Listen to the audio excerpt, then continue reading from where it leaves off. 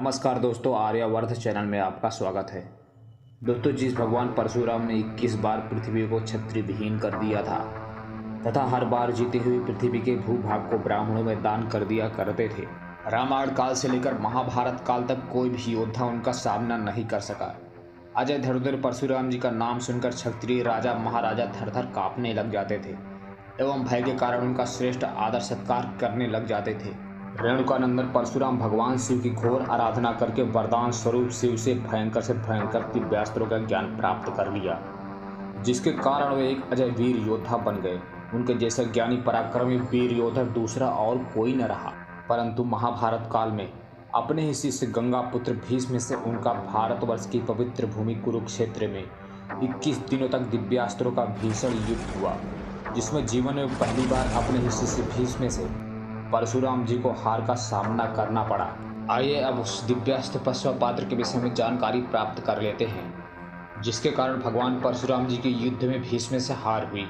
महाभारत कथानुसार काशी नरेश की पुत्री अंबा के साथ अन्याय हुआ है और यह अन्याय उनके ही शिष्य गंगा पुत्र भीष्म ने किया है। यह बात सुनकर परशुराम जी अत्यंत क्रोधित हो जाते हैं और भीष्म को अंबा से विवाह करने को कहते हैं, परंतु भीष्म ब्रह्मचर्य व्रत को धारण किए होने के कारण विवाह करने से मना कर देते हैं। तब भगवान परशुराम भीष्म को दंड देने के उद्देश्य से भीष्म को अपने साथ युद्ध करने की आज्ञा देते हैं। गुरु आज्ञामान भीष्म युद्ध करने के लिए तैयार हो जाते हैं और दोनों में युद्ध प्रारंभ हो जाता है। कुछ ही समय में युद्ध भयंकर रूप धारण कर लेता है। गुरु शिष्य एक दूसरे पर दिव्यास्त्रों का प्रहार करना आरंभ कर देते हैं। दोनों योद्धाओं के भयंकर दिव्यास्त्रों के प्रभाव से पृथ्वी लोक पर प्रलय काल जैसी स्थिति हो चली। दोनों ही तरफ से एक दूसरे पर भयंकर दिव्यास्त्र छोड़े जाने लगे और दोनों ही एक दूसरे के दिव्यास्त्रों को बड़ी आसानी से काटने लगे। गुरु शिष्य के इस भयंकर युद्ध के प्रभाव से देवता, दानव, यक्ष, गंधर्व, किन्नर, किरात तथा नाग आश्चर्यचकित होकर आकाश में आकर उपस्थित हो गए।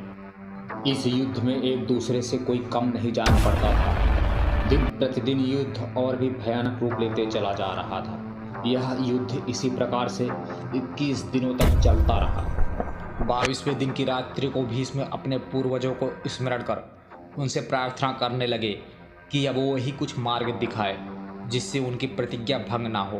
तत्पश्चात भीष्म के पूर्वजों ने उनकी प्रार्थना को स्वीकार कर लिया और उन्हें एक ऐसा दिव्यास्त्र प्रदान किया जिसका तोड़ तो क्या, परशुराम जी के पास उसका आभास तक नहीं था। उस महान दिव्यास्त्र का नाम परशुपात्र है। यह अस्त्र मोहिनी अस्त्र की श्रेणी में आता है, परंतु मोहिनी अस्त्र का निवारण वायु अस्त्र से संभव है, किंतु परशुपात्र को वायु अस्त्र से नहीं काटा जा सकता। जहां मोहिनी अस्त्र का निर्माण पूरी सेना पर प्रभाव डालने के लिए किया गया है, जबकि परशुपात्र का निर्माण किसी व्यक्ति विशेष पर करने के लिए किया गया है। परशुपात्र अस्त्र की ऊर्जा शरीर के उन केंद्रों पर प्रभाव डालती है जिसके कारण मनुष्य शरीर को निद्रा आने लगती है। इस अस्त्र की मुख्य विशेषता यह भी है कि जिस योद्धा के द्वारा छोड़ा गया है वह इसे वापस भी बुला सकता है।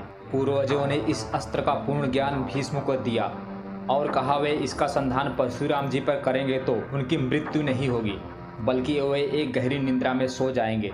जब दिन बीत जाए तो इस अस्त्र को वापस बुला ले, जिससे वे अपनी चेतना अवस्था में वापस आ जाएंगे।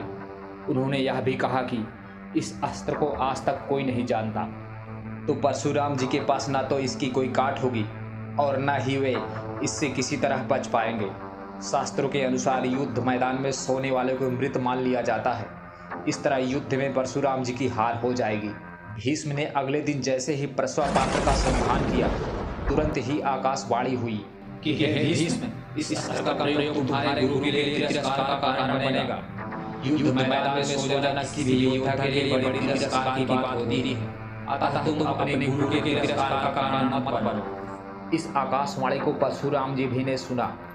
तब उन्हें पता चला कि भीष्म के पास कोई एक ऐसा अस्त्र है जिसकी काट या बचाव उनके पास नहीं है और स्वयं भगवान शिव ने युद्ध को रोका है। तब परशुराम जी ने परशुपात्र के कारण अपनी हार स्वीकार कर ली। दोस्तों, आने वाली कड़ी में हम फिर मिलेंगे एक और नई जानकारी के साथ। यदि आपकी कोई राय, सुझाव तथा प्रश्न है तो कमेंट बॉक्स में जाकर कमेंट करके हम तक अवश्य पहुंचाएं। आपके सवालों के जवाब देने की हम पूरी कोशिश करेंगे। दोस्तों आपसे खास अनुरोध है कि आर्यावर्त चैनल को सब्सक्राइब कर लें। सब्सक्राइब करते ही नीचे दिख रहे बेल ऑल की घंटी को भी अवश्य प्रेस कर दें। वीडियो को लाइक और शेयर करना बिल्कुल भी ना भूलें। नमस्कार, जय भारत।